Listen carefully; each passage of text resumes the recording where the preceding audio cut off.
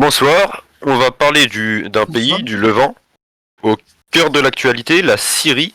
Et pour ce faire, nous recevons une nouvelle fois Antoine Delacoste. Vous pouvez le retrouver sur son site geochronique.fr ainsi que sur sa chaîne YouTube. Alors pour contextualiser, pouvez-vous nous parler de l'État syrien et de son peuple? Existe-t-il un peuple syrien? Existe-t-il un peuple syrien? C'est une très bonne question parce que c'est une question qu'on pose assez peu en réalité. Bien sûr qu'il existe un peuple syrien. Les Syriens sont majoritairement des Arabes. Il y a des Kurdes qui habitent également en Syrie, qui sont minoritaires, mais la plus grande partie de la population syrienne est d'origine arabe. Donc il y a bien un peuple syrien, d'autant que l'État syrien existe depuis assez longtemps. Il faut revenir un tout petit peu en arrière. Vous savez que la France et l'Angleterre, au lendemain de la Première Guerre mondiale, se sont en quelque sorte partagé le Proche-Orient. La France s'est octroyé la Syrie et le Liban comme zone d'influence, et l'Angleterre s'est octroyé l'Irak et la Palestine et la Jordanie, pour simplifier. Et la France, n'a pas fait de la Syrie et du Liban des colonies en tant que telles, comme en Afrique ou en Asie, mais une sorte de protectorat. C'est comme ça qu'on les appelait. La France protégeait la Syrie et le Liban. Donc ça s'est fait ça tout au long de l'entre-deux-guerres, après la Première Guerre mondiale et juste avant la Seconde Guerre mondiale. Et à l'issue de la Seconde Guerre mondiale, après la défaite de la France, qui avait beaucoup nuit à son prestige bien évidemment, et malgré la victoire de l'Angleterre, eh bien tous ces peuples-là, les Palestiniens, les Irakiens, les Syriens, les Libanais, ont voulu avoir leur indépendance. Et ils raisonnaient chacun en entité nationale. Pourtant, majoritairement, c'était tous des Arabes. Les Palestiniens sont majoritairement arabes, les Libanais également, les Syriens également, les Irakiens également, les Jordaniens également. Alors des Arabes qui ne viennent pas tous des mêmes endroits. Vous avez des Bédouins, vous avez des Saoudiens, mais quand même, l'ensemble vient grosso modo à l'issue de l'émergence de l'islam et après la mort de Mahomet. Mahomet meurt en 632. Donc ça, c'est une date qui est très facile à retenir parce que c'est juste 100 ans avant la bataille de Poitiers en 732, où nous avons repoussé cette avance des Arabes islamisés. Donc 100 ans pour, en quelque sorte, conquérir le Proche-Orient, l'Afrique du Nord, l'Espagne et une partie de la France. Le terrain franchi est quand même considérable, sans oublier une partie de la Turquie. Mais ils en seront expulsés assez vite. Et au fil des siècles, se sont définis, même si au Proche-Orient c'était l'Empire ottoman qui dominait, se sont définis des identités nationales. Et assez vite, il y a eu des Libanais, des Syriens, alors pas encore des Jordaniens, on les appelait pas tout à fait comme ça, mais tout de même des Irakiens. Je mets à part l'Iran, parce que l'Iran ne sont pas des Arabes, ce sont des Perses. Donc là, c'était tout à fait différent. Mais en réalité, assez vite, toutes ces populations, tous ces futurs pays, ce ne sont pas encore des pays, se sont distingués. Donc, de même qu'on peut parler d'un peuple libanais, d'un peuple irakien, on doit parler d'un peuple syrien. Les frontières syriennes, même si elles ont bougé quelque peu au fil du temps, si ça vous intéresse, on peut s'étendre un petit moment là-dessus, eh bien, ces frontières syriennes sont tout de même assez anciennes, et lorsque la France a reçu son mandat pour gérer et le Liban et la Syrie, eh bien les frontières de l'époque sont presque les mêmes qu'aujourd'hui. Pas tout à fait, mais presque. Donc on est déjà dans une entité nationale, et bien que la plupart des Arabes de Syrie et de Liban viennent des sables de l'Arabie saoudite actuelle, tout de même, petit à petit, se sont forgées des nationalités. Alors, quelles ont été les relations franco-syriennes après l'indépendance? Alors après l'indépendance, qui a été assez mouvementée, lorsque les Syriens, comme les Libanais d'ailleurs, c'est une histoire assez commune pour se séparer de la domination française, ont voulu secouer cette domination française dont ils ne voulaient plus au lendemain de la Seconde Guerre mondiale. eh bien, les Français n'étaient pas très chauds pour laisser passer l'affaire. Donc, ils se sont révoltés les uns et les autres. Et il y a eu des émeutes, notamment à Damas, pour réclamer l'indépendance. L'armée française a assez mal réagi, enfin le gouvernement français, et a donné l'ordre à l'armée syrienne, à l'armée française, pardon, de bombarder Damas, de bombarder les troupes des insurgés syriens. Ça a été très mal ressenti. Je pense qu'on a eu tort de faire ça parce que c'était de toute façon inéluctable. On n'avait absolument pas les moyens, ni militaires, ni financiers, de continuer à dominer le Proche-Orient. Donc il fallait négocier une indépendance en douceur, en préservant nos intérêts. On ne s'est pas lancé là-dedans. C'est une histoire qui est très différente de celle de l'Afrique du Nord. Il faut bien avoir ça en tête. Et lorsque les Syriens se sont révoltés, donc on a créé, on a engendré une répression assez dure. Et finalement, au bout du compte, au bout de quelques mois, on a vu que ça marchait pas du tout, et on a octroyé l'indépendance à la Syrie comme au Liban. Et tout ça, c'était un peu tardif. Il y a eu des ressentiments dans la population syrienne contre la France, surtout après le bombardement de Damas par l'aviation française. Mais finalement, dès 1945, la Syrie a volé de ses propres ailes. Mais les relations avec la France seront toujours un tout petit peu compliquées à cause de cette naissance douloureuse, en quelque sorte. Par curiosité, comment s'est positionné ce pays durant les conflits entre la Ligue, les ligues arabes contre Israël? Alors la Syrie a été très en pointe contre Israël. Il faut rappeler un événement très important dont on ne parle plus et qui est complètement oublié depuis. Comme vous savez, Israël proclame la naissance de son État en 1948, au nez et à la barbe de tout le monde. Il ne faut pas croire qu'à ce moment-là, les Américains étaient derrière. Ils étaient absents. Ce sont les Israéliens qui ont pris cette initiative seuls, qui a affolé le monde entier. Et le monde arabe, ce jour-là, a réalisé que il était en train de perdre l'affaire. Donc, ils se sont révoltés. Il y a eu la première guerre de 1948, dans laquelle ils ne se sont pas suffisamment unis, n'ont pas mis suffisamment de moyens. Ils pensaient qu'ils ne feraient qu'une bouchée de ces juifs qui n'étaient pas si nombreux encore à l'époque. Et ils ont perdu cette première guerre de 1948. Et après, ils ont rongé leurs freins en se disant comment prendre notre revanche. Les années ont passé et à ce moment-là est apparu en Égypte un homme extrêmement important. Et pour bien comprendre le Proche-Orient, il faut toujours avoir en tête l'existence de cet homme qui était le colonel Nasser. Il y a eu un coup d'État à la fin des années 50 en Égypte qui a renversé la monarchie égyptienne et ça a été en quelque sorte le putsch des colonels.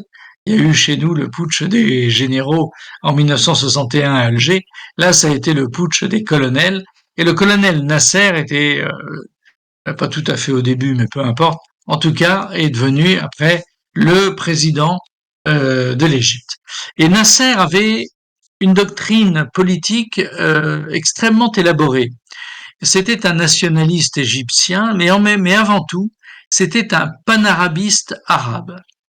C'est une chose qui est un petit peu oubliée depuis et qui pourtant a mené la politique, la géopolitique du Proche-Orient tout au long des années 50, 60, 70, jusqu'à l'échec des guerres contre Israël. Le panarabisme, c'était la grande idée de Nasser, de quelques intellectuels, et notamment un intellectuel syrien, un chrétien syrien qui s'appelait Michel Aflaq. Et Michel Aflaq avait développé cette théorie du panarabisme, c'est-à-dire d'essayer de faire de l'ensemble du Proche-Orient, en tout cas de la Palestine, de la Syrie, de l'Égypte, de la Jordanie, un seul État arabe qui dominerait l'ensemble de la région. Ce qui impliquait évidemment la destruction d'Israël, mais qui venait de naître. Et puis de toute façon, Michel Aflaq avait élaboré cette théorie avant la naissance de l'État d'Israël. Et donc tous ces intellectuels et ces hommes politiques arabes se sont réunis et la grande idée de Nasser, qui a poursuivi sur le plan politique ces idées intellectuelles de Michel Aflaq et de ses amis, a été d'essayer de fusionner l'Égypte et la Syrie. Et effectivement, à la fin des années 50 et au début des années 60, il y a eu la création de la République arabe unie, RAU, entre l'Égypte et la Syrie. Et l'idée, c'était en partant de cette fusion, de créer un grand État arabe, le panarabisme, qui permettrait de dominer donc l'ensemble de la région. Ça n'a pas marché pour des tas de raisons compliquées. Je peux les développer si vous le souhaitez, mais enfin là, ce serait un petit peu long. Mais ensuite, même si l'Égypte et la Syrie se sont séparées après cette fusion, chacun a repris son autonomie, son indépendance, eh bien, ils étaient d'accord pour considérer que Israël était l'ennemi. C'était l'État sioniste qui empêchait cette fusion du monde arabe. Et donc, ils se sont mis d'accord, les uns et les autres, pour attaquer Israël. Après la défaite de 1948, la guerre avait été très très mal menée, c'était pas une vraie défaite pour le monde arabe parce qu'ils se sont tellement mal engagés et si peu que de toute façon ils pouvaient pas gagner. Par contre, leur grande idée, ça a été ensuite d'attaquer Israël. C'est ce qui s'est passé en 1967. En 1967, les Syriens et les Égyptiens se mettent d'accord pour attaquer Israël, les Syriens par le nord, bien sûr, les Égyptiens par le sud. Et les Américains ont prévenu les Israéliens que des mouvements de chars et des mouvements de troupes avaient lieu en cette année 1967 et Israël a déclenché la guerre. Ça a été une guerre préventive et en 6 jours, ils ont écrasé et les Syriens au nord et les Égyptiens au sud. Ça a été la guerre des 6 jours. Donc les Syriens et les Égyptiens ont perdu en 6 jours. Ça a été une grande humiliation. Et ensuite, les uns et les autres n'ont eu de cesse que de prendre leur revanche. Ce qu'ils ont fait ce qu'ils ont tenté de faire en 1973. En 1973, le jour de la fête du Kippour, la plus grande fête juive, on recommence. Les Syriens attaquent au nord, les Égyptiens attaquent au sud. Simplement, cette fois, ils ont attaqué par surprise. Les services secrets américains et israéliens ont été pris de court et ils ont failli gagner. Mais il y a eu un pont aérien gigantesque entre les États-Unis et Israël avec les derniers chasseurs les plus sophistiqués, les dernières l'artillerie, etc. Avec une infanterie israélienne pas très flambante, pas terrible, mais tout de même avec des armes de bien meilleur niveau que les armes israéliennes et égyptiennes et surtout la maîtrise des airs. Et c'est ça qui permet de gagner une guerre à cette époque-là, c'est la maîtrise des airs. Donc, à nouveau, les Égyptiens et les Syriens sont vaincus en 1973. De justesse cette fois. Donc, paradoxalement, ça leur a en quelque sorte redonné le moral. Mais donc, dans toutes ces années-là, et jusqu'aux années après la mort de Nasser, des années 80-90, où l'Égypte décidera de faire la paix avec Israël, l'ensemble du monde arabe, avec ces deux chefs, en quelque sorte, l'Égypte et la Syrie, eh bien, sont résolument anti-israéliens. Et lorsque les Égyptiens passeront dans l'autre camp, et avec les accords de Camp David, décideront de faire la paix avec Israël, la Syrie n'aura plus le choix que de se soumettre à cette paix, mais au fond ne l'acceptera jamais. Et le pouvoir syrien détestera jusqu'au bout l'État d'Israël. Entre les deux, ce sera une confrontation permanente. Donc, la considération de la reconnaissance de l'État d'Israël par la Syrie n'a jamais été envisagée par cet État tout au long des années 60, 70, 80. Après, il a bien fallu se rendre à l'évidence, Israël était là, avait gagné 3 guerres successives, 48, 67, 73, et ne serait plus vaincu, surtout avec l'appui américain considérable, infini, illimité. Donc, ils en ont pris leur parti et ils se sont dit, bon, ben, très bien, on n'attaque plus Israël, c'est terminé. Mais dans le fond, il y a une confrontation structurelle entre Israël et la Syrie. Qui est Hafez el-Assad, père de Bachar, et comment est-il parvenu au pouvoir? Alors, ça, c'est une histoire qui est extrêmement intéressante. En Syrie, il n'y a pas de chiites, ce qui est quand même très peu à l'époque. C'est vraiment très marginal. Il y a des sunnites. Je pense que c'est clair pour tout le monde que le monde musulman est divisé entre chiites et sunnites. Et le monde arabe du Proche-Orient est majoritairement sunnite. Et c'est le cas aussi en Syrie où la population est sunnite à 70%. Et dans ce qui reste, vous avez, pour simplifier les choses, 10% de Kurdes, qui sont des musulmans sunnites, mais enfin ce sont des Kurdes, donc ethniquement ce ne sont pas des Arabes. Vous aviez à l'époque 10% de chrétiens, malheureusement ça a considérablement baissé, et vous avez 10% d'alaouites. Et ça c'est une branche très particulière. Ce ne sont pas des chiites au sens plein du terme, mais c'est une branche du chiisme, une branche dissidente en quelque sorte. Et ces alaouites ont une conception de l'islam très originale. Ils n'ont pas de mosquée, ils n'ont pas d'imam, ils ont le droit de boire de l'alcool. D'ailleurs, dans les villages syriens qui se partageaient entre alaouites et chrétiens, eh bien, le jour de la Pâque, qui était la fête, la grande fête des chrétiens du Proche-Orient, eh bien, les alaouites venaient trinquaient avec leurs voisins chrétiens et buvaient du vin avec eux le jour du dimanche de Pâques. C'était la plus grande fête au Proche-Orient. Et petit détail dans le monde chrétien, chez les chrétiens occidentaux, c'est Noël qui est la fête la plus importante, même si Pâques est très important. Eh bien, au Proche-Orient, c'est le contraire. Noël est très important, mais c'est Pâques avant tout. Pour eux, c'est la résurrection du Christ qui compte. Et le jour de la Pâque, donc, les Alaouites retrouvaient leurs voisins chrétiens, ce que n'auraient jamais fait des sunnites, par exemple. Même si à l'époque, ils cohabitaient beaucoup plus pacifiquement avec les chrétiens que par la suite. Donc cette branche alaouite a été très méprisée pendant des siècles et des siècles par les sunnites. Les sunnites, tout au long, qui étaient à ce moment-là sous l'Empire ottoman, 15e, 16e, 17e, 18e siècle, considéraient les alaouites comme leurs domestiques, comme des sous-hommes en quelque sorte. Et les alaouites, donc, étaient les éboueurs de Damas, n'avaient aucune considération pour eux. Alors, pour survivre, ils sont allés dans les montagnes dans un premier temps, parce que les sunnites les ont quand même pas mal massacrés. Et puis ensuite, ils ont trouvé un créneau qui était l'armée. Et vous avez eu des milliers et des milliers d'alaouites qui sont entrés dans l'armée syrienne. Et progressivement, à force d'y entrer, ben, ils sont devenus majoritaires. Ce qui est quand même paradoxal pour une population qui représentait 10% de l'ensemble des Syriens. Mais les sunnites considéraient que rentrer dans l'armée, c'était méprisable, on gagnait pas bien sa vie, et qu'il valait bien mieux faire du commerce, être un homme d'affaires, et l'ensemble des affaires appartenait au monde sunnite. Alors les Alaouites, progressivement, ont conquis l'armée. Et puis ils sont devenus officiers, lieutenants, capitaines, colonels, généraux. Et puis est arrivé ce qui devait arriver. C'est-à-dire qu'un jour ils ont fait un putsch et ils ont pris le pouvoir. Alors ensuite il y a eu de multiples putschs et contre-putschs tout au long des années 60. Et un jour, c'est un homme qui s'appelait Hafez el-Assad qui a pris le pouvoir.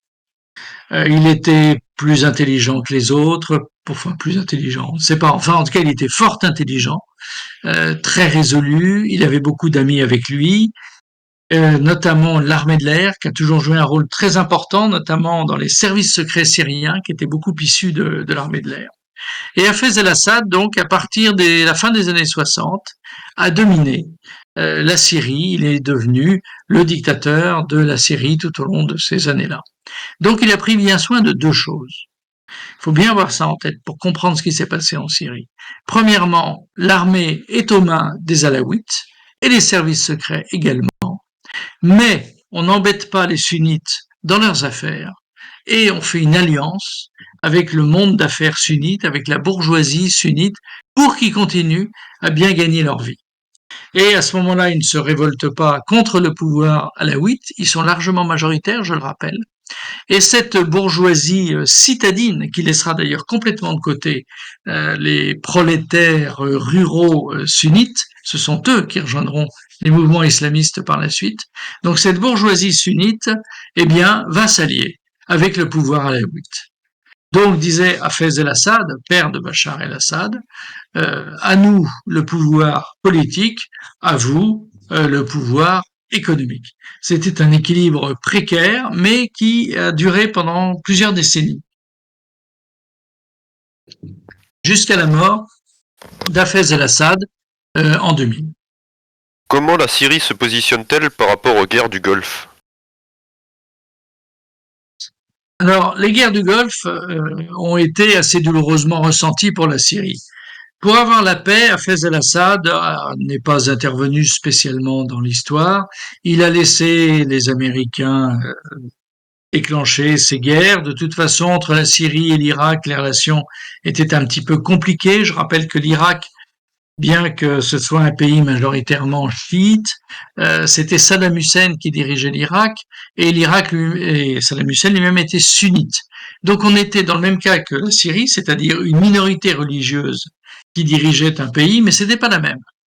Donc les relations n'étaient pas absolument au beau fixe, bien que Saddam Hussein était assez sensible à ce nationalisme arabe, à ce panarabisme dont je parlais tout à l'heure, et au fond, Saddam Hussein avait une certaine admiration pour le colonel Nasser, et ils auraient pu s'entendre avec Hafez el-Assad.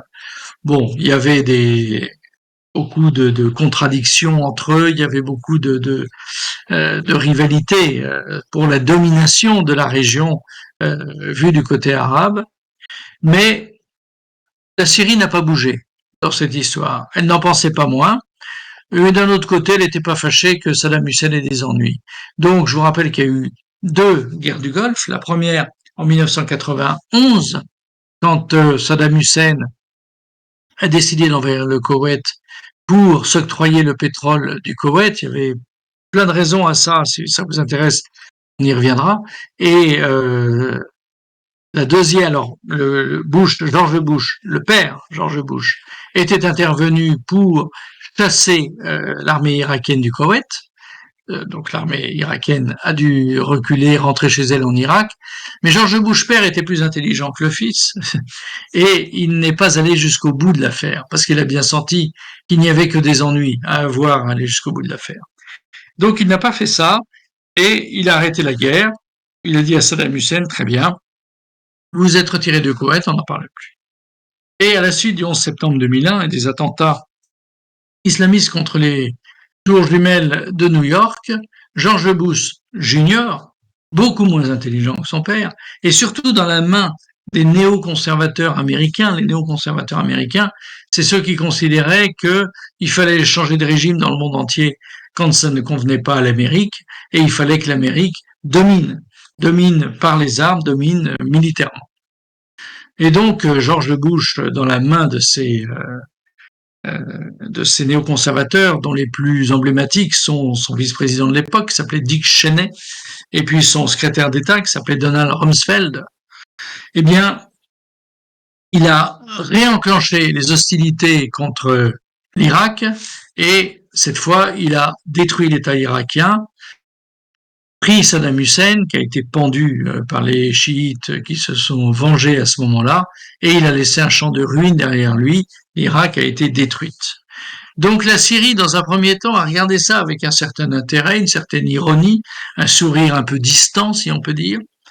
Et puis ensuite, elle a été bien embêtée, parce que ce champ de ruines irakien risquait au bout d'un moment de l'atteindre elle aussi. Parce que, comme l'avait dit Saddam Hussein, l'ambassadeur américain qui était venu lui signifier que l'Amérique allait attaquer l'Irak, Saddam Hussein avait dit, c'est l'ambassadeur américain lui-même qui a raconté l'histoire, Saddam Hussein lui avait dit, vous ne vous rendez pas compte de ce que vous faites. Vous ouvrez la boîte de Pandore et vous ouvrez la voie à l'islamisme. Et l'islamisme que nous avons contenu depuis des décennies va maintenant s'implanter au Proche-Orient puisque vous détruisez un État laïque comme le mien. Et c'était remarquablement pensé. Le crime américain de 2003 a eu des conséquences épouvantables sur l'ensemble du Proche-Orient. Voilà un peu comment se sont passées ces deux guerres du Golfe de 1991 et de 2003. Et qui est Bachar el-Assad et comment succède-t-il à son père?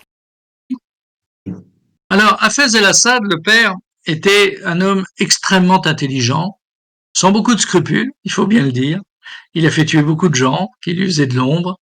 Quelquefois, il y avait une révolte islamiste, hein, c'était toujours très présent quand même. Mais il faisait ça avec peu de scrupules, mais en même temps beaucoup d'habileté, beaucoup d'intelligence. Et il avait adoubé son fils aîné pour lui succéder. Et puis le fils aîné, qui était très politique, est mort dans un accident de voiture. On a cherché si c'était un attentat ou pas. Il semble que non. Vraiment, c'était un accident de voiture bête. Alors il était bien embêté, puisque celui qui était le plus fait pour lui succéder était mort. Il a été chercher l'autre fils, alors Bachar, qui vivait à Londres, qui avait fait des études pour devenir ophtalmologiste. Autant vous dire que la politique ne le passionnait pas en tant que tel. Dans les boîtes de nuit de la Tamise, parce que tout ça est quand même assez argenté, il a fait connaissance d'une jeune sunnite dont il est tombé amoureux, qu'il a épousée, et très jolie au demeurant. Il coulait des jours paisibles à Londres, lui ophtalmo, elle analyste financier pour la City londonienne, c'est improbable aujourd'hui quand on y pense. Et puis, après la mort de son frère, eh bien, Hafez el-Assad lui a dit, eh bien, il faut rentrer parce que c'est toi qui vas me succéder. Et comme c'est un bon fils bien obéissant, il rentre. Il rentre avec sa femme et leurs enfants et on le prépare au pouvoir. Hafez el-Assad meurt en l'an 2000 et donc Bachar el-Assad lui succède. Et dans un premier temps, il libéralise un tout petit peu, un petit peu. Mais il se rend compte qu'en libéralisant un tout petit peu, lui aussi il ouvrait la boîte de Pandore. C'est-à-dire que les islamistes, toujours à l'affût, commençaient à se positionner sous couvert évidemment de démocrates modérés qui cherchaient juste des élections libres. Bon, donc la confrontation a commencé assez vite, mais il a été assez bien vu du monde occidental dans un premier temps. Nicolas Sarkozy l'a même invité pour un défilé du 14 juillet. Il a été reçu à peu près partout dans le monde jusqu'au moment où il a durci le régime parce qu'il a considéré que le danger islamiste justifiait ce durcissement du régime. Alors évidemment, on s'est toujours demandé s'il faisait ça parce que c'était sa pensée profonde, mais comme c'est un homme qui a une personnalité assez effacée, ce qui n'a rien à voir avec l'intellect, on s'est toujours demandé s'il avait le même sens politique brillantissime de son père et s'il n'était pas dans la main des services secrets, de son autre frère qui dirigeait des régiments d'élite, de certains de ses cousins, notamment la famille Maklouf, extrêmement corrompue, qui tenait toute une partie de l'économie syrienne. Et donc on a eu l'impression, mais l'histoire le dira parce que c'est encore un peu tôt, on a eu l'impression que Bachar, manquant un peu de personnalité, un peu de force de caractère, finalement se laissait un petit peu faire par son entourage immédiat et manquait d'informations sur le fonctionnement du pays, sur le fait que beaucoup de gens vivaient dans une pauvreté qui était indécente et que l'État avait besoin de réformes structurelles qui n'ont jamais eu lieu. Alors vous me direz, ils ne sont pas les seuls dans ce cas-là.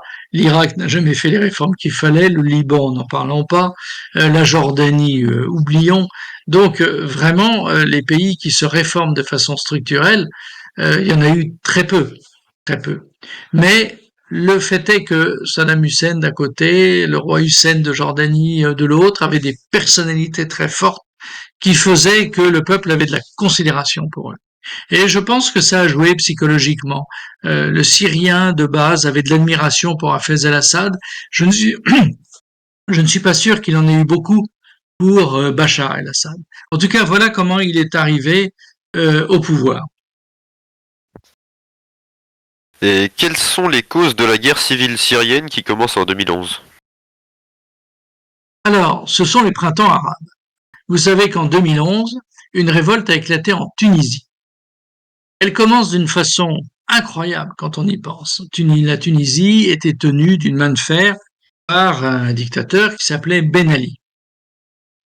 Alors tous ces dictateurs arabes avaient deux caractéristiques principales, il y en avait plein d'autres, mais il y en avait deux principales. Premièrement, ils étaient corrompus, ils s'enrichissaient beaucoup, mais ce qui choque beaucoup moins dans le monde arabe que chez nous. Il faut bien avoir aussi cette donnée culturelle en tête.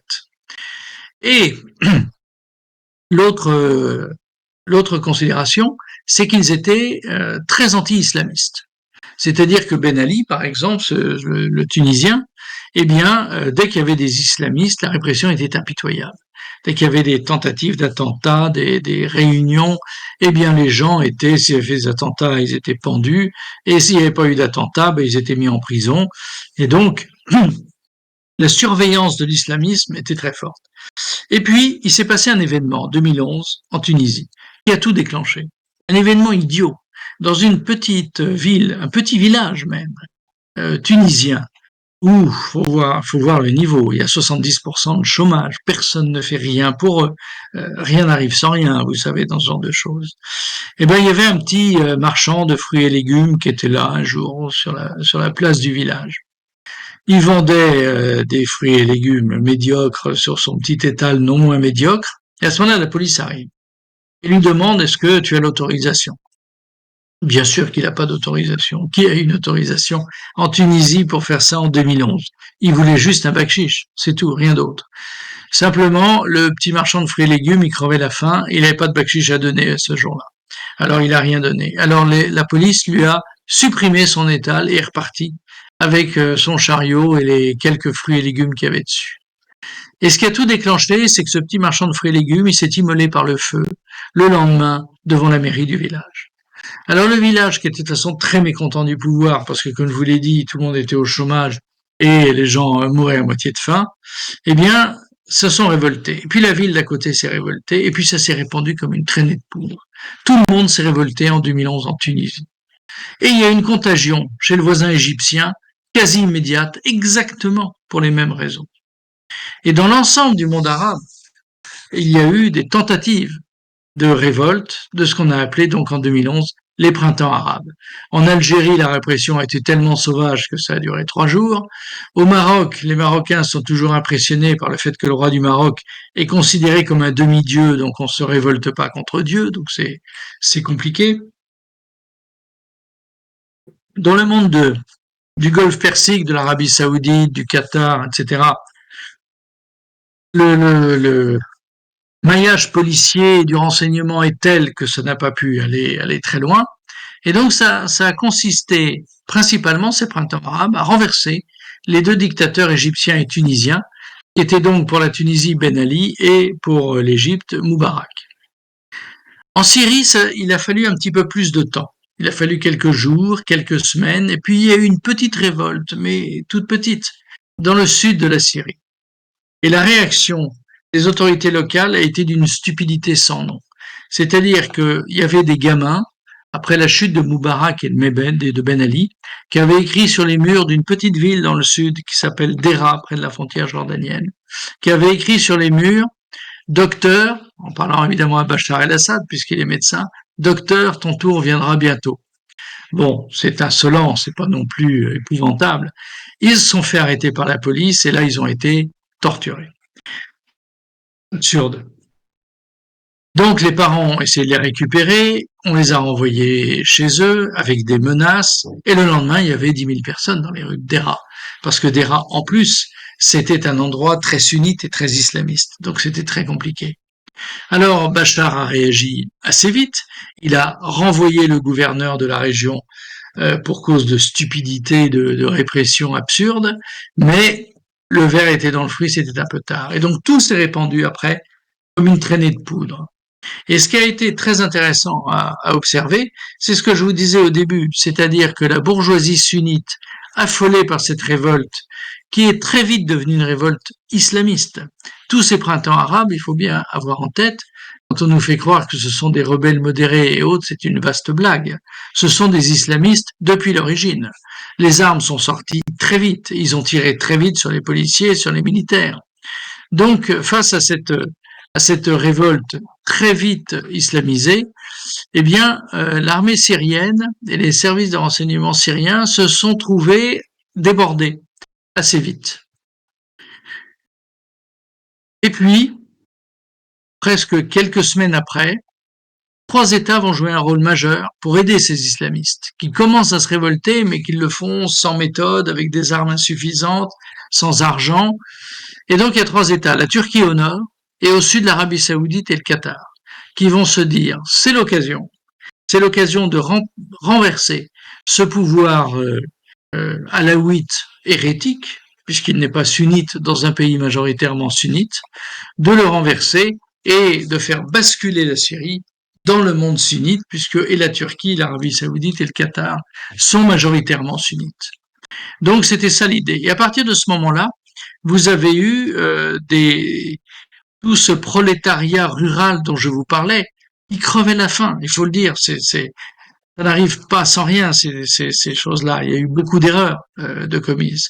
Et donc ce prolétariat rural sunnite s'est révolté et en face de lui, il a trouvé donc l'armée syrienne, mais qui a été à ce moment-là minée par les désertions, parce que beaucoup de soldats de l'armée syrienne, encadrés par des officiers alaouites qui, eux, bien sûr, n'ont pas bougé, eh bien, beaucoup de soldats étaient issus de ce prolétariat rural sunnite et ils ont déserté en masse. Et les quelques officiers sunnites ont déserté avec eux, et quelquefois avec les chars, quelquefois avec les hélicoptères. Et donc, un début de guerre civile d'une intensité assez forte a commencé à ce moment-là.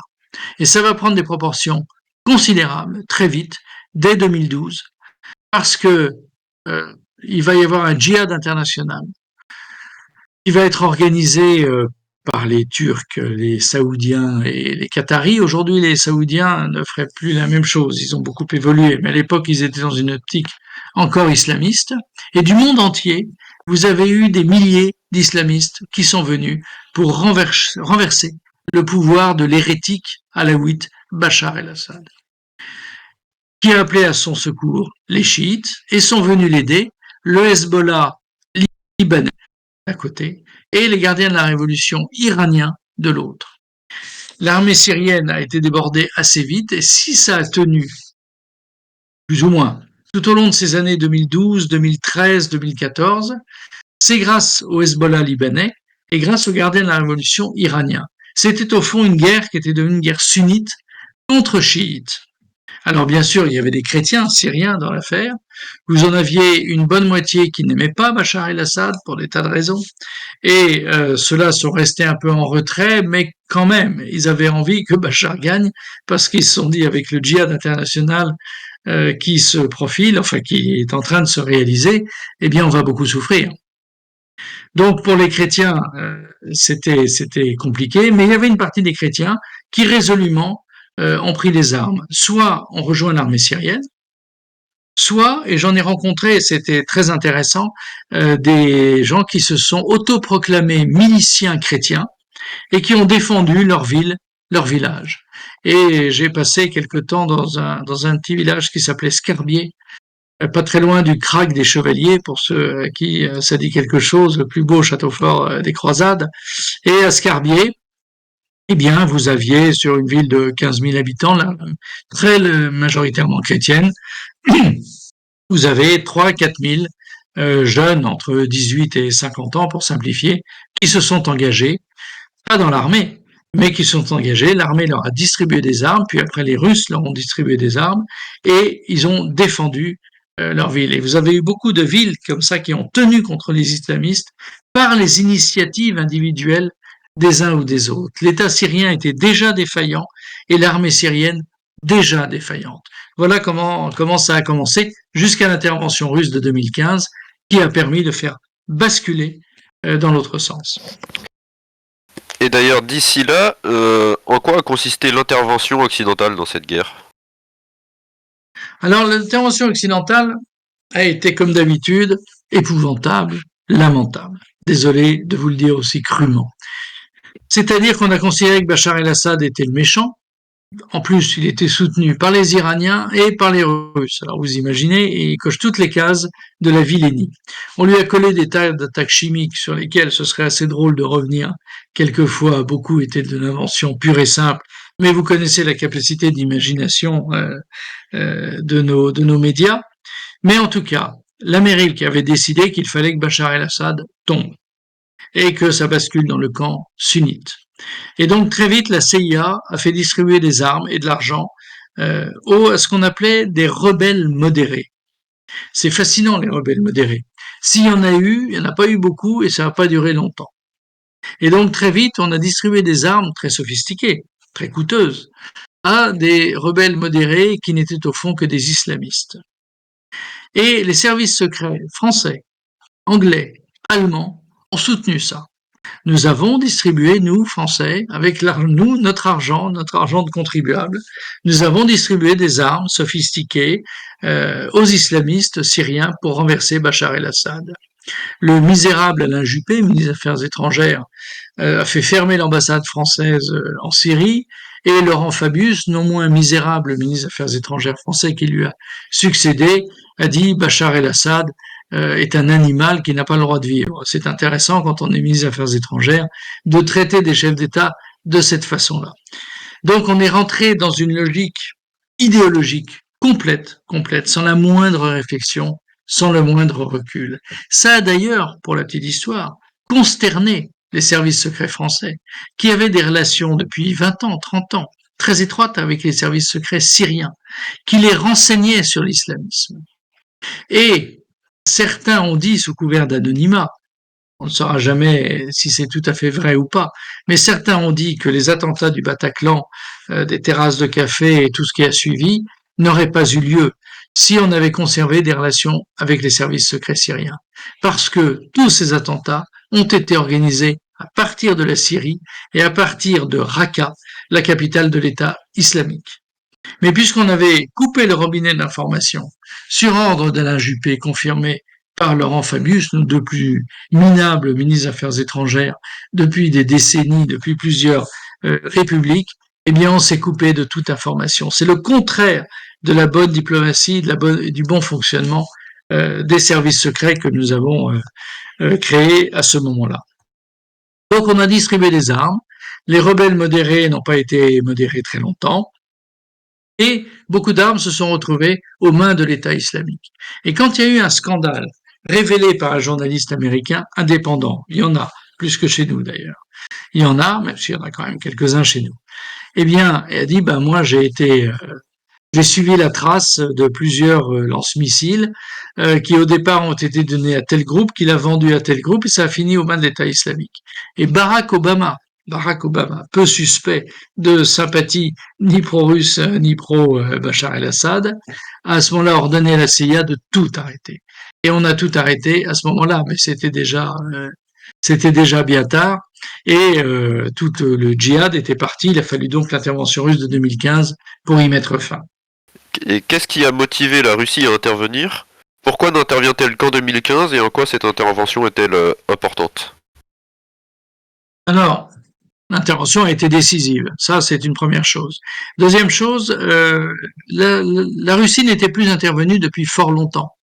Lorsque Poutine arrive au pouvoir en 2000, eh bien, il trouve la Russie dans un état épouvantable. C'est d'ailleurs pour ça qu'on l'a appelé, pour remettre de l'ordre. Alors, il a remis de l'ordre, mais ça a pris beaucoup de temps. Il a fallu qu'il termine la guerre de Tchétchénie, qui avait été perdue dans un premier temps, puis gagnée dans un deuxième, et il a perdu beaucoup de temps à remettre en ligne, en quelque sorte, l'armée russe, l'administration russe, l'ensemble de l'État russe. Et donc jusqu'en 2010, il est incapable d'intervenir nulle part. En 2003, il a assisté à l'intervention américaine en Irak. Il était absolument consterné, mais il pouvait pas intervenir. Il n'avait pas les moyens. Il avait rien. Et petit à petit, il a reconstruit son armée. Et donc, à partir de 2010-2012, il sent qu'à nouveau, la Russie peut compter sur le plan militaire. Alors, il regarde l'affaire syrienne avec beaucoup d'intérêt parce qu'il y a beaucoup de Russes qui vivent en Syrie. Il y a beaucoup de couples mixtes russo-syriens parce que dans les années 50, 60, 70, l'Union soviétique et la Syrie étaient très liées. Et donc, il y avait beaucoup de militaires soviétiques, de conseillers soviétiques qui se sont mariés avec des Syriennes.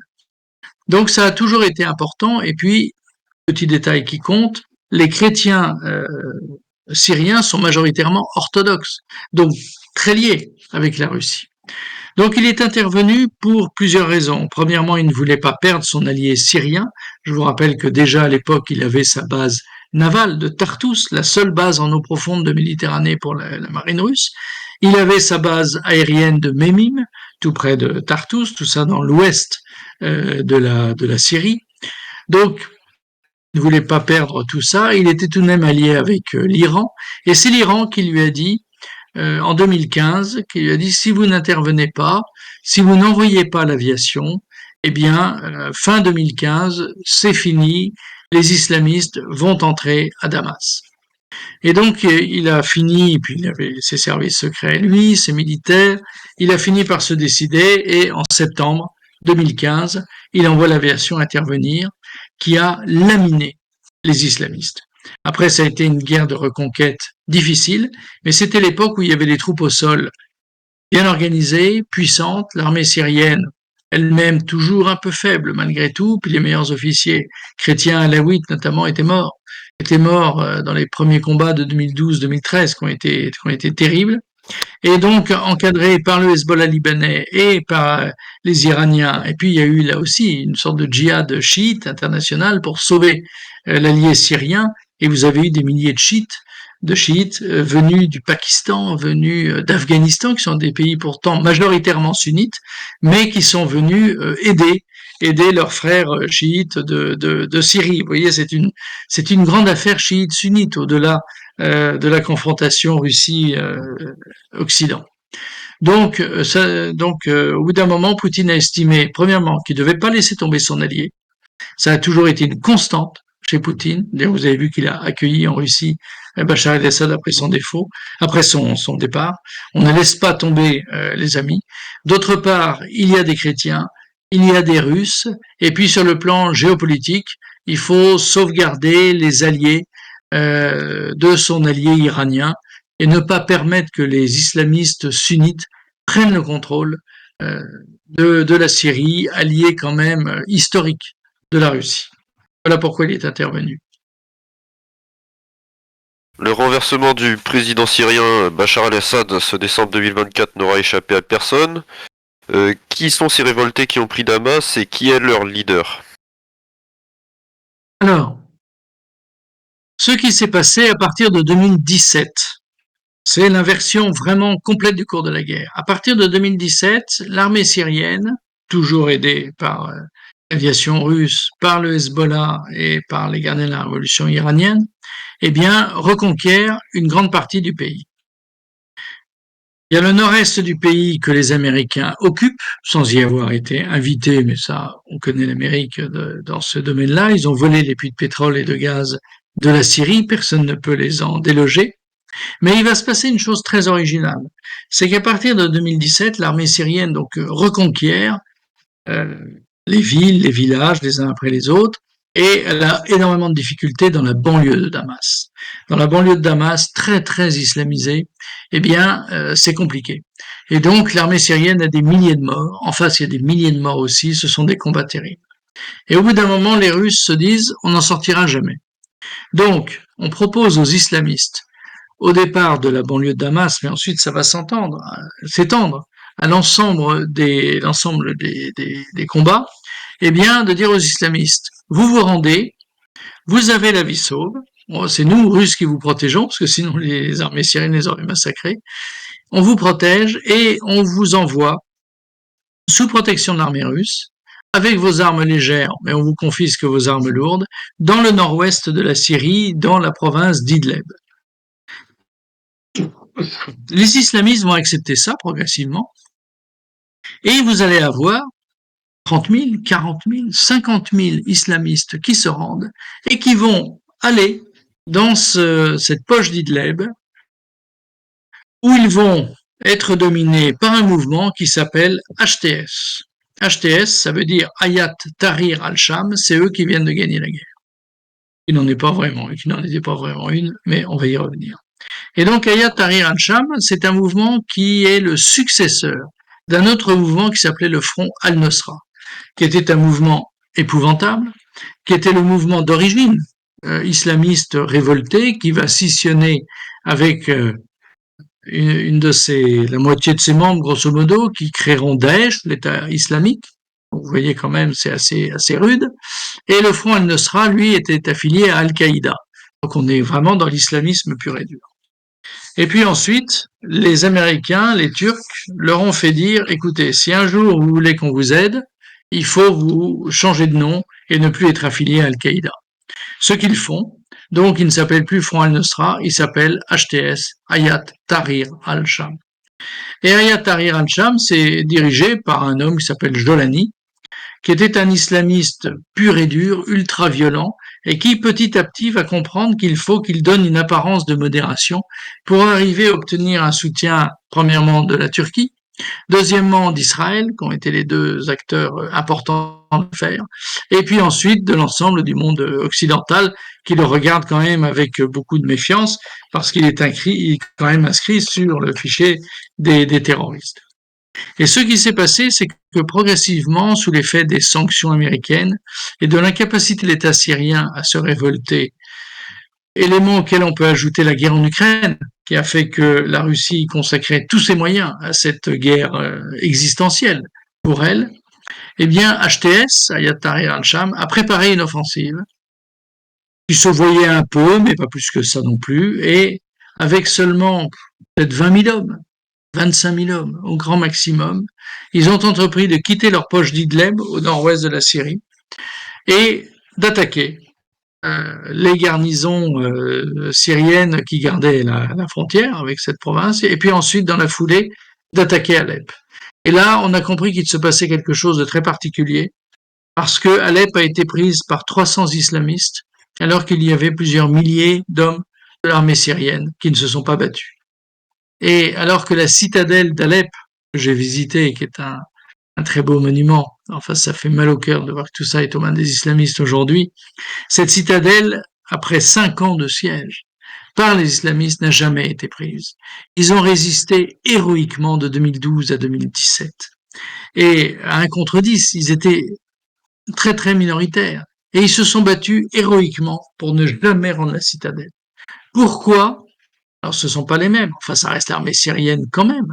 Pourquoi, 7 ans après, cette armée syrienne ne se bat pas, rend la citadelle et donne Alep en 24 heures à 300 gus dépenaillés, qui ont des kalachnikovs mais rien de plus. Enfin, ce qui s'est passé est surréaliste, surréaliste.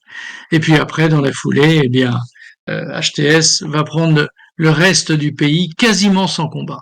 L'armée syrienne, les officiers et les soldats syriens qui se sont battus, ça doit représenter 1% des effectifs. 1%. Il y en a d'ailleurs encore quelques-uns, pour la petite histoire. Il y en a quelques-uns qui ont pris le maquis. On dit nous n'acceptons pas ça. Et il y a quelques jours, il y a eu une embuscade, pas très loin justement de la base navale russe de Tartus. Il y a eu une embuscade où, venu de nulle part, on ne sait pas très bien qui c'est, eh bien, des Syriens, soldats, officiers, on ne sait pas bien, ont tendu une embuscade à une patrouille d'une vingtaine d'islamistes de HTS, ils les ont tous tués, puis ils sont repartis.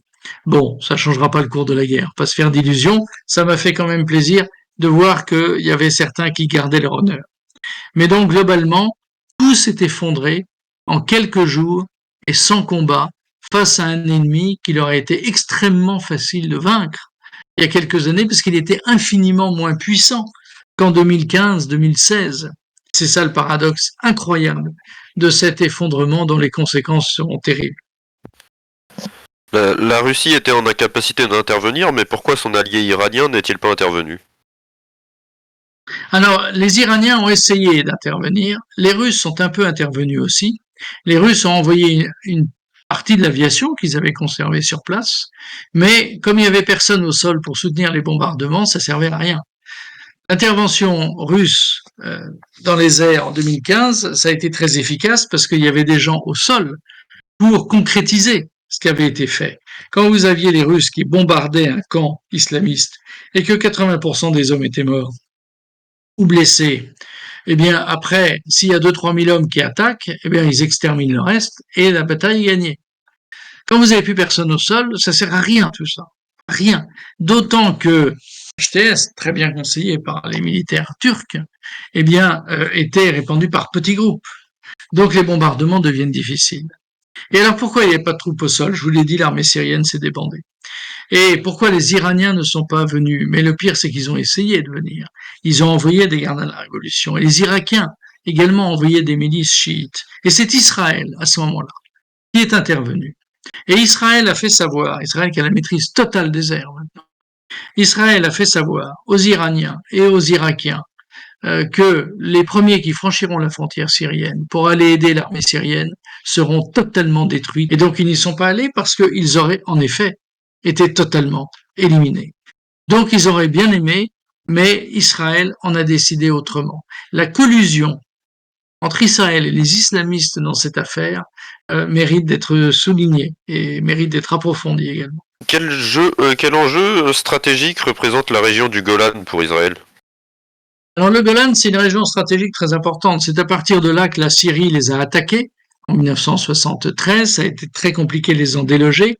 Et quand on va sur place et que, pour l'instant ce serait compliqué, mais enfin bon, j'ai pu le faire à une époque où les choses étaient plus calmes, on voit bien que c'est quand même un promontoire qui domine.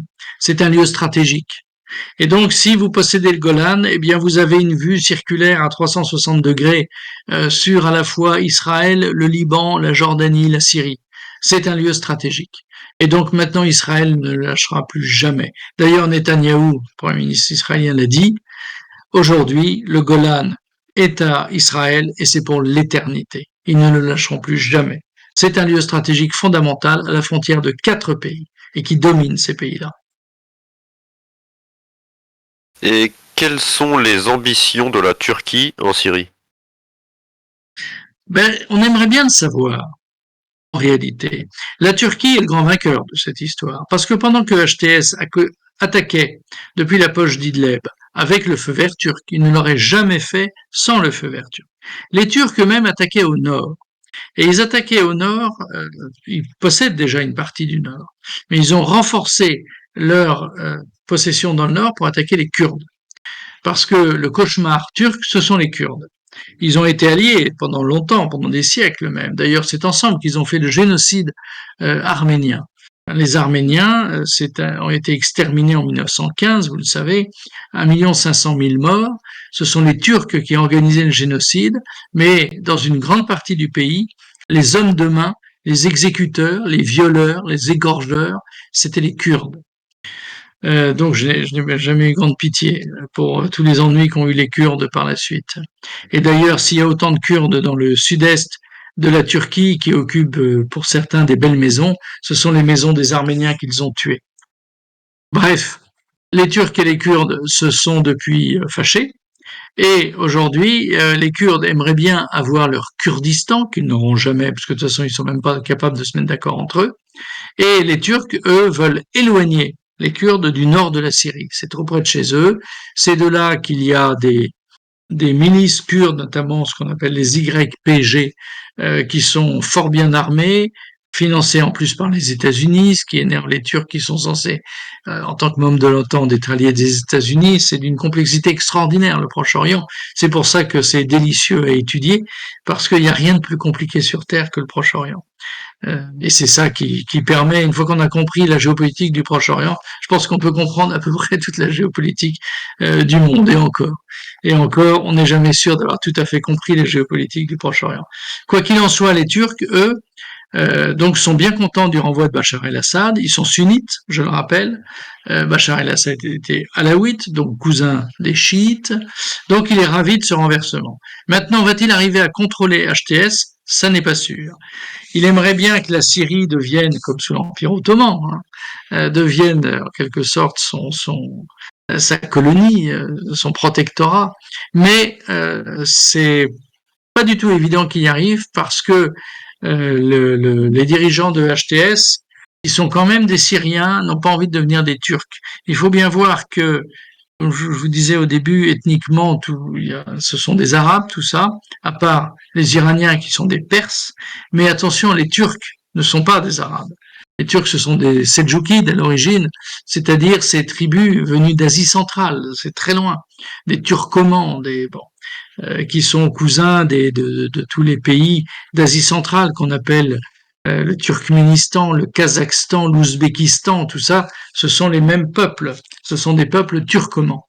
Donc, entre les Arabes et les Turcs et les Turcomans, ça a toujours été un petit peu compliqué parce que les ethnies, n'en déplaisent à nos antiracistes professionnels, ça compte, c'est comme ça.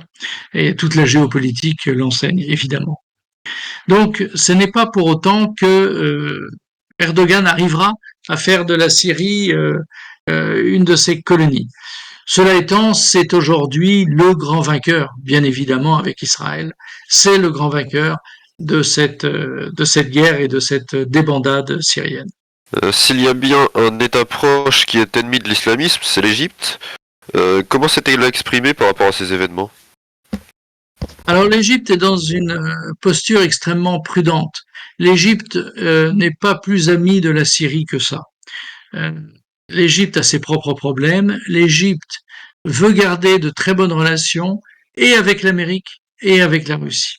Ce qu'elle réussit à faire, elle a mis, effectivement, elle a exterminé, enfin exterminé, on les extermine jamais tout à fait, mais enfin, elle a tué beaucoup d'islamistes, elle a mis fin à la menace islamiste en Égypte, mais elle est ruinée. Elle est ruinée. L'Égypte n'a pas d'argent.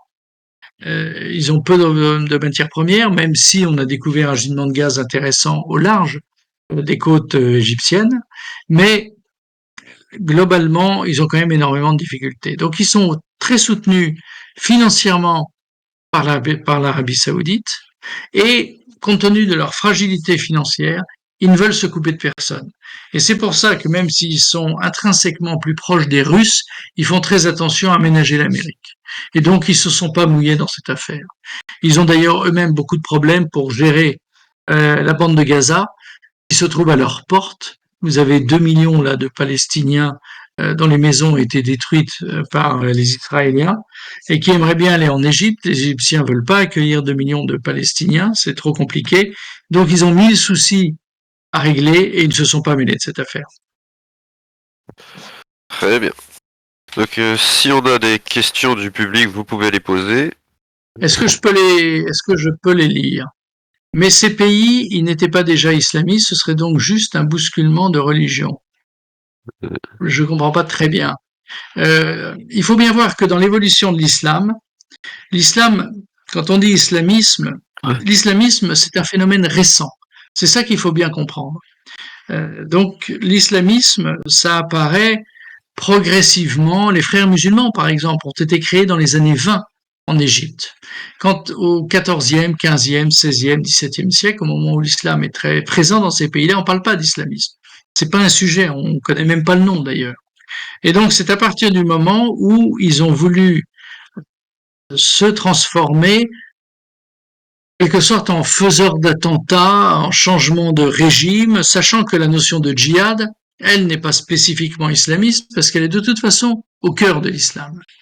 Donc, l'islamisme, c'est ceux qui veulent imposer la charia pure et dure dans les pays qu'ils conquièrent, ce qui n'était pas tellement le cas de l'Empire ottoman. L'Empire ottoman, très musulman, n'imposait pas la charia. Le chrétien qui voulait aller à la messe, il allait à la messe. Pour peu qu'il payait l'impôt, qui payait l'impôt en plus du chrétien, qui baissait les yeux, qu'il était poli et qui se promenait pas à cheval dans les rues parce que c'était réservé aux musulmans et qui donc il respectait son statut de dhimmi, de soumis. Une fois qu'on a dit tout ça, il n'était pas absolument obligé de respecter la charia. L'islamiste, lui, il n'en a rien à faire. Ceux qui veulent pas la respecter, comme les chrétiens, on les égorge et puis on n'en parle plus. C'est ça la nouveauté. Mais c'est une nouveauté très récente. Alors ensuite, je vois, non, l'Irak comme la Syrie n'étaient pas des États islamiques, mais à cause de l'Occident, ils sont devenus. Oui, mais je suis bien d'accord. Je suis bien d'accord, Titus, avec ce que vous dites. En effet, l'Irak, il y avait des islamistes, ils étaient minoritaires et Saddam Hussein les pourchassait. Et ces pays, c'est l'intervention américaine de 2003 qui a fait que, révoltés par cette intervention, et puis les frustrations sont sorties à ce moment-là, il n'y avait plus d'État, et donc quand il n'y a plus d'État, évidemment, c'est le terreau pour l'islamisme. Mais en effet, si vous prenez des États comme l'Irak, comme l'Égypte, comme la Syrie, dans les années 50-60, il n'y a pas d'islamistes. Les trois quarts des musulmanes se promènent cheveux au vent. Il n'y a pas de foulard. Les imams qui commencent à s'exciter dans les prêches, on les met en prison. Donc effectivement, tout ça, c'est relativement récent, et je suis bien d'accord, c'est à cause de l'Occident, s'ils le sont devenus, et notamment de l'intervention américaine en Irak de 2003. Ce qu'avait dit Saddam Hussein s'est réalisé, l'État islamique est créé dans la foulée de l'intervention américaine de 2003. Croyez-vous à une vraie transition démocratique syrienne? Alors non, pas du tout. Je ne crois pas du tout à une vraie transition démocratique syrienne. D'abord, si on regarde les choses froidement, disons-nous les choses clairement, il n'y a pas de démocratie au Proche-Orient. Il n'y en a pas. À part Israël. Alors, ils se comportent comme des tyrans vis-à-vis de leurs voisins. Mais en interne, vous avez des élections libres. À peu près libres. Tandis qu'il n'y a pas d'élections libres en Syrie, au Liban, elles sont organisées à l'avance, en Irak, en Jordanie, en Algérie, au Maroc, même en Tunisie, en Égypte, il n'y a rien de tout ça. En Arabie Saoudite, au Qatar, il n'y en a aucune. Donc, transition démocratique syrienne, je dirais, mon cher sergent Franck-Marc, que vous êtes un peu victime, si je puis me permettre, des médias occidentaux, qui vous font croire que la démocratie, c'est la panacée. C'est ce qu'il y a de mieux sur Terre. Mais d'abord, ça ne correspond pas à tous les tempéraments, ni à tous les pays, ni à toutes les traditions. Et puis quand on voit comment ça fonctionne chez nous, franchement, ça donne pas envie. Quoi qu'il en soit, en Syrie, il n'y a jamais eu de démocratie. Jamais. Ça a été une succession de coups d'État et d'élections organisées.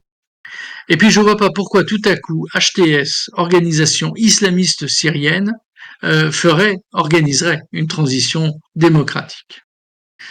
Alors, lieutenant-colonel Guiraud, quelle décision prendra selon vous Donald Trump? Alors ça, le problème avec Donald Trump, c'est qu'on ne sait jamais ce qu'il va faire.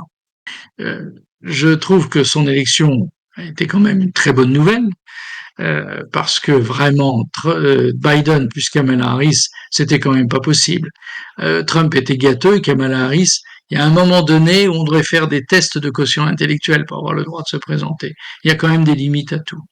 Et donc, sur le plan interne américain, même si ce ne sont pas mes affaires, je me réjouis de l'élection de Trump parce que c'est quand même, il va mettre un frein au wokisme et à toutes ces tyrannies épouvantables de théorie du genre et autres. Mais sur le plan extérieur, c'est très compliqué de savoir ce qu'il va faire. Il avait dit qu'il ferait un certain nombre de choses dans son premier mandat, de 2016 à 2020. Finalement, il n'a pas pris beaucoup d'initiatives, ni dans un sens ni dans l'autre. Il avait dit qu'il évacuerait ses bases de la Syrie, il les a pas évacuées. Sous l'influence du Pentagone, certes, mais il ne les a pas évacuées. Alors sa réaction pourrait-elle changer quelque chose? Je pense que sur cette affaire strictement syrienne, peut-être pas. Peut-être pas. Autant en Ukraine, ça peut changer bien des choses. Mais en Syrie, non, parce que malheureusement, les jeux sont faits. Le pouvoir syrien s'est effondré, les islamistes sont au pouvoir, et les Américains, comme les Russes d'ailleurs, vont en prendre leur parti, vont être très pragmatiques et vont considérer que bon, bah, les choses sont comme ça, et on va essayer de s'entendre de façon très réaliste avec ceux qui ont pris le pouvoir. Un retour de Bachar el-Assad est envisageable? Non, c'est fini. C'est fini, c'est terminé. Bachar finira ses jours à Moscou et c'est terminé. Je suis désolé de vous le dire. Que risque-t-il de se passer dans les prochains mois? Y a-t-il un risque de voir émerger un régime similaire à celui de l'Afghanistan? Non, alors c'est très différent. L'Afghanistan, c'est un pays montagneux, perdu au milieu de nulle part, ingouvernable. Les Anglais s'y sont cassés les dents, les Russes, les Soviétiques à l'époque, s'y sont cassés les dents, les Américains ensuite, rien à voir. C'est un pays qui est ingouvernable. De toute façon, c'est pas un pays, il n'y a pas d'État. C'est par vallée. Ça vous intéresse, un jour on développera ce concept, mais l'Afghanistan, c'est un pays de vallée, c'est comme ça que ça fonctionne. La Syrie, c'est un désert, c'est beaucoup plus simple, c'est beaucoup plus facile. Donc, les islamistes ont pris le pouvoir et je crains malheureusement qu'ils y restent un certain temps. Donc, les Assad ne reviendront pas, c'est terminé.